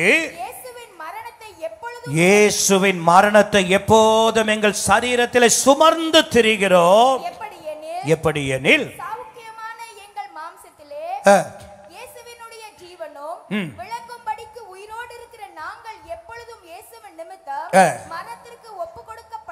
ஒரு ஆமென் சொல்லுங்க பார்க்கலாம். ஹல்லேலூயா. அருமையான கர்த்தருடையவர்களே, நான் சொல்லுவேன், வெறும் பானைகளா இருக்கிற நமக்குள்ள கிறிஸ்துவனுடைய ஜீவன் இருக்கிறது. கிறிஸ்துவனுடைய மகிமையின் பொக்கிஷம் இருக்கிறது. அவருடைய ஆச்சரியமான ஒளி நமக்குள்ள வைக்கப்பட்டு இருக்கிறது. இப்ப எத்தனை பேர் கேட்கறீங்க, இந்த என்னிடத்துல இருக்கிற இந்த ஒளி, இந்த பிரகாசம், இந்த வல்லமை எனக்குள்ளேயே இருக்கிறதுனால என்ன பிரயோஜனம்? இது மற்றவர்களுக்கு என்ன செய்யணும்? பிரயோஜனப்படணுமே. அப்படின்னா பிரயோஜனப்படுவதற்கு தான் இந்த மண்பானையை ஆண்டவர் என்ன செய்கிறார்? சொல்லுங்க பார்க்கலாம். உடைக்கிறார். நான் அறிவேன், இந்த தேவனுடைய ஆலயத்தில் எத்தனையோ உடைக்கப்பட்டு உருவாக்கப்பட்ட பாத்திரங்கள் ஏராளம் இருக்கிறது. இந்த தேவனுடைய ஆலயத்தில் உடைக்கப்பட்ட வண்ணமா இருக்கிற எத்தனையோ பாத்திரங்கள் உண்டு. அருமையான கர்த்தருடையவர்களே, நான் தாழ்மையாய் சொல்லுகிறேன், உன்னை கர்த்தர் உடைக்கிறார்னா உன்னை கொண்டு அநேகருக்கு வெற்றியை கொடுக்க போகிறார். அநேகருடைய உனக்கு விரோதமாய் வந்த அநேகரை ஆண்டவர் துரத்த போகிறார். உன்னை ஆண்டவர் உடைக்கிறார்னா உன் மூலமாய் அநேகர் ஆசீர்வதிக்கப்பட போகிறார்கள். உன்னை உடைக்கிறார் என்றால் உன் மூலமாக அநேகர் நன்மை அடைய போகிறார்கள் என்பதுதான் கர்த்தருடைய மாறாத பிரமாணம். ஒரு ஆமென் சொல்லுங்க பார்க்கலாம். அல்லேலூயா, அல்லேலூயா, அல்லேலூயா. அருமையான கர்த்தருடையவர்களே, தேவன் சில நேரங்களில் நம்முடைய ஜீவியத்தை உடைத்து அவருடைய மகிமையும் அவருடைய வல்லமையும் நம் மூலம் அவர் வெளிப்படுத்துவார். இன்னைக்கு நாம் என்ன நினைக்கிறோம்? ஏன் ஆண்டவர் என்னை இப்படி உடைச்சார்? ஏன் எனக்கு இந்த நிலைமை? நல்லா புரிஞ்சுக்கோங்க, உங்களை உடைச்சா தான், உங்கள் பானை உடைஞ்சா நீங்கள் அநேகருக்கு ஆசீர்வாதமாக இருப்பீங்க. வேதத்தை பாருங்க. யோசேப்பு என்கிற ஒரு மனிதனை, குடும்பங்களில் இருந்த அவனை வெளியில் கொண்டு வந்து உடைக்கிறதுக்கு எவ்வளவு உடைக்கப்பட முடியுமோ அவ்வளவாய் அவனுடைய வாழ்க்கை சின்ன பின்னமாக்கப்பட்ட, நொறுங்கி போனது அவனுடைய வாழ்க்கை, தாறுமாறாய் மாற்றப்பட்டது அவனுடைய ஜீவியம். ஆனா அந்த ஒரு பாத்திரத்தை குடும்பத்திலிருந்து ஆண்டவர் வேறு பிரித்து உடைத்து நொறுக்கி இன்றைக்கு பார்த்தீங்கன்னா ஒரு பெரிய தேசத்திற்கு ஆசீர்வாதமாய் தேவன் மாற்றினார். தாவீது என்கிற ஒரு பாத்திரத்தை நீங்க பார்க்கலாம். குடும்பங்களில் இருந்து அந்த ஒரு பாத்திரத்தை தன்னுடைய சித்தத்திற்கு ஆண்டவர் தெரிந்தெடுத்ததினால ஏகப்பட்ட பாதைகள், கடினங்கள், கஷ்டங்கள், நெருக்கங்கள் உடைத்து உடைத்து உடைத்து அந்த பாத்திரத்தை உருவாக்கி இப்பொழுது பார்த்தீங்கன்னா அது விளக்காய், இஸ்ரவேலின் விளக்காய் மாறி போனது. ஒரு ஆமென் சொல்லுங்க பார்க்கலாம். மோசேயை ஆண்டவர் அழைத்து ஆண்டவர் தெரிந்தெடுத்து அவனை உடைத்தார். 40 ஆண்டுகள் வனாந்தர வாழ்விலே அவனை சுக்குநூறாய் உடைத்தார், உருவாக்கினார். இப்போ பார்த்தீங்கன்னா பார்வோனுக்கு தேவனாக அவனை கர்த்தர் மாற்றினார். ஒரு ஆமென் சொல்லுங்க பார்க்கலாம். இஸ்ரவேலரை தன்னந்தனி மனிதனாக எகிப்தை விட்டு வெளியே கொண்டு வருவதற்கு மூலதானமாய் கர்த்தர் மோசேயை கர்த்தர் பயன்படுத்தினார். அருமையான கர்த்தருடையவர்களே, நான் சொல்லுவேன், இன்றைக்கு பெராக்கா என்கிற ஒரு ஊழியம் இன்றைக்கு திருவற்றூரிலும் பல கிராமங்களிலும் இன்றைக்கு ஊழியமானது வளர்ந்து பெருகி இன்றைக்கு ஊழியம் செய்கிற மக்கள், ஊழியங்களை நிறைவேற்றுகிற தேவனுடைய பிள்ளைகள், ஐக்கியத்தில் இருக்கிறவர்கள், இப்படி ஆயிரக்கணக்கான ஜனங்கள் கூடி ஆராதிக்கிறோம் என்று சொன்னா, சுருக்கமா சொல்லுகிற யாகமா என்கிற ஒரு குடும்பத்தை ஆண்டவர் உடைத்து நொறுக்கி இன்றைக்கு ஆண்டவர் உருவாக்கி வைத்திருக்கிறார். ஒரு ஆமென் சொல்லுங்க பார்க்கலாம். நீங்க சொல்லணும், உடைக்கப்பட்ட நேரம் வருதா? ஒரு ஆவிக்குரியவன் அதை எப்படி பார்க்கணும் அப்படின்னா, என்ன உடைங்க ஆண்டவரே, நான் இன்னொருவருக்கு பிரயோஜனமாய் மாறுவதற்காகத்தான் நீர் என்ன செய்கிறீர்? உடைக்கிறீர். இன்னொருவருக்கு ஆசீர்வாதமாய் நான் இருப்பதற்காகத்தான் உம்முடைய நாமத்தையே நம்பி வாழ்கிற என்னை நீர் என்ன செய்கிறீர்? உடைக்கிறீர் ஆண்டவரே அப்படின்னு சொல்லி தேவனுக்கு நன்றி சொல்லுங்க. ஏன் எனக்கு இந்த நிலைமை, ஏன் ஏன் அப்படின்னு கேள்வி கேட்காதீங்க. கர்த்தர் எல்லாரையும் உடைக்க மாட்டாருங்க. அவருக்கு தெரியும், அண்ணால உடைச்சா, அண்ணா வாழ்க்கையில, அண்ணாளுடைய வாழ்வில கண்ணீர் வர வச்சா, அவ வாழ்வில கர்ப்பத்தை அடைச்சா, அவ தேவ ஆலயத்தில் வருவா, என் சமூகத்துக்கு வருவா, என்னிடத்துல விண்ணப்பம் பண்ணுவா, என்னிடத்துல பொருத்தனை செய்வா. அவள் ஜெபத்தை நான் கேட்டு அவ கேட்கறத கொடுக்கும் போது பெற்றுக்கொள்கிறத எனக்காகவே அவள் கொடுப்பா. இப்ப அந்த பிள்ளை தான் தேசத்திற்கு நியாயாதிபதியா இருந்தா. அல்லேலூயா. தெய்வ ஜனத்தை நியாயம் விசாரிக்கிறவனா இருந்தான். அல்லேலூயா. இந்த மேன்மையான ஒன்றை தேவன் செய்வதற்காகத்தான் சில நேரங்களில் தன்னந்தனிமையாய் சில குடும்பங்களையும் மனிதர்களையும் தேவன் என்ன செய்கிறார்? உடைக்கிறார். இன்னைக்கு தெரிஞ்சுக்கணும், உன்னை கர்த்தர் உடைக்கிறார். நீ அவருடைய நாமத்தை தான் அறிஞ்சிருக்கிற, அவருடைய நாமத்தை தான் நீ ஆராதிக்கிற, அவரை தான் நீ நம்பி இருக்கிற, அவரை தான் நீ சேவிக்கிற. இவ்வளோ ஆவிக்குரிய அனுபவம் உனக்குள்ள இருந்து உன்னை உடைக்கிறாருன்னா இன்னொரு கூட்டத்திற்கு நீ ஆசீர்வாதமாக மாறுவதற்காக. நம்புகிறவங்க, விசுவாசிக்கிறவங்க நல்ல ஜோர கரங்களை தட்டி கர்த்தரை மகிமைப்படுத்துங்க பார்க்கலாம். அல்லேலூயா. அருமையான கர்த்தருடைய யாக்கோபை பாருங்க, அவனை குறித்த வேதம் எவ்வளவு அழகாய் சொல்கிறது. அவன் குணசாலியும், சொல்லுங்க பார்க்கலாம், குணசாலி, நல்ல குணமுடையவன். அவன் யாரு? கூடாரவாசி, வீட்டை விட்டு வெளியே போக மாட்டான். அப்படிப்பட்ட ஒரு நல்ல மனுஷன், நல்ல வாலிபன். ஆனா அவனை அந்த கூடாரத்திலிருந்து வெளியே கொண்டு வந்து அவன் வாழ்க்கையில 20 வருஷம் புரட்டி எடுத்து பல பாதைகளில் நடத்தி கடைசியில் பார்த்தீங்கன்னா அவன் மூலமாக ஒரு பெரிய தேசத்தை கர்த்தர் உருவாக்கினார். அல்லேலூயா. எனவே நீ உடைக்கப்படுவது உருவாக்கப்படுவதற்காக. உன்னை உடைச்சி இன்னொருவரை கர்த்தர் என்ன செய்கிறார்? யோசித்து பாருங்க. உங்க வாழ்க்கையில கர்த்தர் இதை செய்து தம்முடைய நாமத்தை மகிமைப்படுத்துவார். எனவே உடைக்கப்படுகிறதை எண்ணி வருந்த வேண்டாம். உடைக்கப்படுதலினால் உண்டாகிற மேன்மையை எண்ணி கர்த்தரை துதிக்கணும். சரி, சொல்லுங்க பார்க்கலாம். கிதியோனுடைய வெற்றிக்கு, ஜெயத்திற்கு 3 முக்கிய காரணங்கள், அப்படிதானே? கிதியோனுடைய ஜெயத்திற்கு முக்கிய 3 காரணங்கள். முதலாவது என்ன? சொல்லுங்க பார்க்கலாம். எக்காலம். எது அடையாளப்படுத்துது? துதி. இரண்டாவது பானை. சொல்லுங்க பார்க்கலாம். வெறும் பானை என்ன செய்கிறது? உடைக்கப்பட்டது. உடைக்கப்படுதல் எதற்கு அடையாளம்? மற்றவங்களை உருவாக்குவதற்கு, மற்றவர்கள் ஸ்திரப்படுவதற்கு, மற்றவர்கள் ஆசீர்வாதம் மற்றவர்கள் ஆண்டவரை அறிவதற்கு கர்த்தர் சில நேரம் தம்முடைய பிள்ளைகளை என்ன செய்கிறார்? உடைக்கிறார். சரி, கடைசியாக அந்த 7:16 நியாயாதிபதி 7:16 வாசிங்க. ஒரு 5 நிமிஷத்துல முடிச்சிடுறேன். 3 படையாக வகுத்து 3 படையாக வகுத்து அவர்கள் ஒவ்வொருவன் கையிலும் ஒரு எக்காலத்தையும் எக்காலம் வெறும் பானை அந்த பானைக்குள் வைக்கும் தீவட்டியையும் கொடுத்து ஒரு ஆமென் சொல்லுங்க பார்க்கலாம். முதலாவது என்ன கொடுத்தாரு? எக்காலம். எதற்கு அடையாளம்? துதிக்கு. இரண்டாவது வெறும் பானை. எதற்கு அடையாளம்? உடைக்கப்படணும். பானைன்னா என்ன செய்யணும்? நீ உடைக்கப்பட்டாதான் மற்றவங்க உன் வெளிச்சத்தில் களி கூற முடியும். உனக்குள்ள இருக்கிற மகிமை என்ன செய்யும்? வெளிப்படும். மூன்றாவதாக பார்க்கிறோம் தீவட்டி. சொல்லுங்க பார்க்கலாம். தீவட்டி. இந்த தீவட்டி என்று சொல்லுவதற்கு 4 அர்த்தங்கள் உண்டு. ஒன்று, ஒளி தரக்கூடியது. தீவட்டி என்னது? இயேசு கெத்செமனில் இருக்கிறார். அது ஒரு இராக்காலம். ஏன்னா பகல்ல இயேசுவை ரோம அரசாங்கம் கைது பண்ண முடியாது.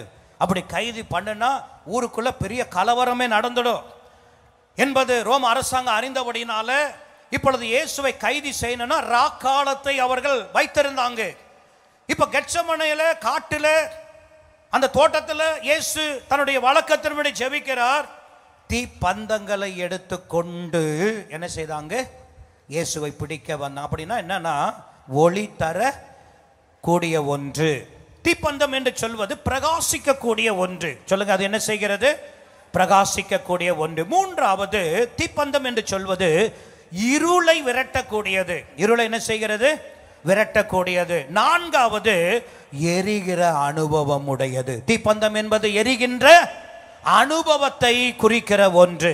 முதலாவது ஒளி தரக்கூடியது, இரண்டாவது பிரகாசிக்கக்கூடியது, மூன்றாவது இருளை விரட்டக்கூடியது, நான்காவது எரிகிற அனுபவம் உள்ளது. ஒரு ஆமென் சொல்லுங்க பார்க்கலாம்.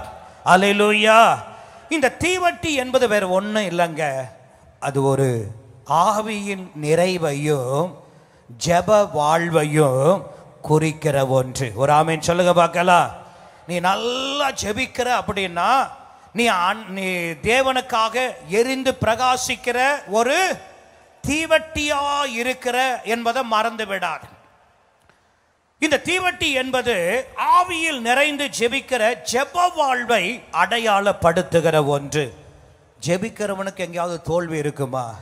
சொல்லுங்க. ஜெபிக்கிறவன் தோற்று போவானா? சொல்லுங்க. இல்லவே இல்லை. தானியேல் ஜெபிக்கிறவன், தாவீது ஜெபிக்கிறவன் தோற்று போனாங்களா? இல்லவே இல்லை. அருமையான கர்த்தருடையவர்களே, நமக்கு ஜெபிக்கத்தக்க ஒரு நல்ல தருணங்களை கர்த்தர் நமக்கு இந்த நாட்களிலே கொடுத்திருக்கிறார். இந்த ஜெபமாகிய தீவட்டியை நாம் ஏந்தினவர்களாய் தேவ சமூகத்தில் வந்து நாம் எதற்கெல்லாம் ஜெபிக்கிறோமோ அதற்கெல்லாம் தேவன் விடை கொடுக்கிறவராய் இருக்கிறார், பதில் கொடுக்கிறவராய் இருக்கிறார், ஜெயம் கொடுக்கிறவராய் இருக்கிறார், காரியங்களை மாற பண்ணுகிறவராய் இருக்கிறார், தேசத்தில் சமாதானத்தை கொடுக்கிறவராய் இருக்கிறார், துக்கத்தை களைய செய்கிறார், துயரத்தை மாற்றுகிறவராய் இருக்கிறார், போராட்டத்திலிருந்து விடுதலையாக்குகிறவராய் இருக்கிறார். நான் சொல்லுவேன், ஜெபிக்கிறவனை கண்டு பிசாசு நடுங்கும். ஆமென் சொல்லுங்கள. ஜெபிக்கிறவனை கண்டு சொல்லுங்க, பிசாசு என்ன செய்யும்? நடுங்கும். ஜெபிக்கிறவனை கண்டு பிசாசு மிரண்டு போகும். ஜெபிக்கிறவனை கண்டால பிசாசு, நம்ம என்ன நினைக்கிறோன்னா பிசாசு பிசாசுன்னு சில பிசாசுக்கே பயந்துட்டு அவனையே பெருசா பேசிக்கிட்டே காலத்தை ஓட்டுவான். ஆனா நான் சொல்லுவேன், ஜெபிக்கிறவன் யார் அப்படின்னா பிசாசு அவனை கண்டு பயப்படுகிறது, அவனை கண்டு என்ன செய்கிறது? மிரளுகிறது. அது மாத்திரமல்ல, ஜெபிக்கிறவனை கண்டு பிசாசு என்ன செய்கிறதுனா திகில் கொண்டு பயம் அடைந்து அது குழப்பம் அடைகிறது. என்ன செய்கிறது? குழப்பம் அடைகிறது. ஜெபிக்கிறவனை கண்டு நடுங்குகிறான், திகைக்கிறான், அலறுகிறான். ஜெபிக்கிறவனை கண்டு சாத்தான் என்ன செய்கிறான்? அதுதான் தீவட்டி ஆகிய ஒரு அனுபவம். ஒரு ஆமென் சொல்லுங்க பார்க்கலாம். இந்த ஜெப அனுபவம் இருக்கிறவங்க தான் தேவனுடைய ராஜ்யத்திற்குள்ள என்ன செய்வாங்க? பிரவேசிக்க முடியும். 10 கன்னிகைகள் இயேசுவை காண புறப்பட்டாங்க. 10 பேரும் தீவட்டி எடுத்து போனவங்க. ஆனால் ஒரு சிலருடைய தீவட்டி என்ன செய்தது? அணைந்தது. அவருடைய ஜெப வாழ்க்கை அணைந்து போனது. அவர்கள் மணவாளனை காணணும் நினைச்சோம், காண முடியல. ஆனால் தங்களுடைய ஜெப வாழ்க்கை தீவட்டியை பிரகாசமாக எரிய பண்ணினவங்க மணவாளனுடைய சத்தத்தை கேட்டாங்க, மணவாளனுடைய அறையில் பிரவேசித்தாங்க, மணவாளனோடு இருக்க புறப்பட்டாங்க. ஒரு ஆமென் சொல்லுங்க பார்க்கலாம். அல்லேலூயா. அருமையான கர்த்தருடையவர்களே, நான் சொல்லுவேன், கிதியோனுடைய வாழ்வில் ஜெயம் உண்டானதற்கு 3 முக்கிய காரணங்கள். ஒன்று, எக்காலம் துதி. இரண்டாவதாக, வெறும் பானை. சொல்லுங்க பார்க்கலாம். வெறும் பானை உடைக்கப்படும் போது, பானை உடையணும், நம்முடைய உள்ள இருக்கிற ஒளி மகிமை வெளிப்படணும்னா அதை மூடி இருக்கிற பானை, மண்பானை என்ன செய்யணும்? நம்முடைய சரீரம் தான் ஒரு மண்பானை, நம்ம உடைச்சி தான் கர்த்தர் உருவாக்குகிறார். மூன்றாவதாக, தீவட்டி. அது ஜெபதூபத்தை என்ன செய்கிறது? காட்டுகிறது. நான் தாழ்மையாய் சபையாருக்கு சொல்லுகிறேன், இந்த நாட்களில் வருகிற புதன்கிழமை முதற்கொண்டு இந்த 31 நாட்கள் நம்முடைய சபையில் ஒரு அற்புதமான ஜெப நாட்கள் உண்டு. நீ ஒரு கிதியோனா எழும்புவாயானா, பொய்யான தேவனை வழிபடுகிற அந்த வழிபாட்டு ஸ்தலங்களை அழிப்பதற்கு கர்த்தர் உன்னையே கிதியோனாய் கர்த்தர் பார்க்கிறார். அந்த கிதியோன் எப்போ அழிச்சானா, பகலில் அழிக்க மக்கள் பார்ப்பாங்கன்னு சொல்லி இரவு நேரம்தான் என்ன செய்தானா அழித்தான். அப்போது இரவு நேரங்களில் நாம் கூடி வந்து தேவ சமூகத்தில் இருக்கும் பொழுது ஒன்று அறிஞ்சு கொள்ளணும், நம்முடைய தேசத்தை சிறையாய் கொண்டு வைத்திருக்கிற, நம்முடைய நல்ல தேச மக்களை சிறையாக்கி கொண்டிருக்கிற இந்த பொல்லாத வல்லமைகளை எல்லாம் கர்த்தர் அழித்து நிர்மூலமாக்க போகிறார். விசுவாசிக்கிறீங்களா? உன்னையே கர்த்தர் இந்த கால கிதியோனாய் கர்த்தர் மாற்றுகிறார். உன்னுடைய கொஞ்சம் படைகளை வைத்து தான் கர்த்தர் பெரிய காரியம் செய்ய போகிறார். சத்துருவை துரத்த போகிறார், சத்துருவை மேற்கொள்ள போகிற, ஜெயம் எடுக்க போகிற அந்த நாட்கள் வந்து விட்டது. அல்லேலூயா. இதை குறித்து தான் வாசி. அப்பொழுது கர்த்தருடைய ஆவியானவர் கிதியோன் மேல் இறங்கினார். எப்பொழுது? இத்தனை ஆவிக்குரிய அனுபவங்கள் அவன் வாழ்வில் கர்த்தர் பார்த்த தம்முடைய ஆவி அவன் மேலே வச்சு இறங்கினார். யாரும் செய்ய முடியாததை கிதியோன் செய்து முடித்தான். உங்களை பார்த்து தீர்க்க தரிசனமாய் சொல்கிறேன், உங்களால் செய்ய முடியாததை உங்களுக்குள்ள இருக்கிற ஆவியானவரால செய்து நிறைவேற்ற முடியும், செய்து நிறைவேற்ற முடியும், செய்து நிறைவேற்ற முடியும். உங்கள் கண்கள் அந்த ஜெயத்தை காணும். நீங்கள் அற்புதமாய் ஜெயத்தை காண்பீர்கள், பெறுவீர்கள்.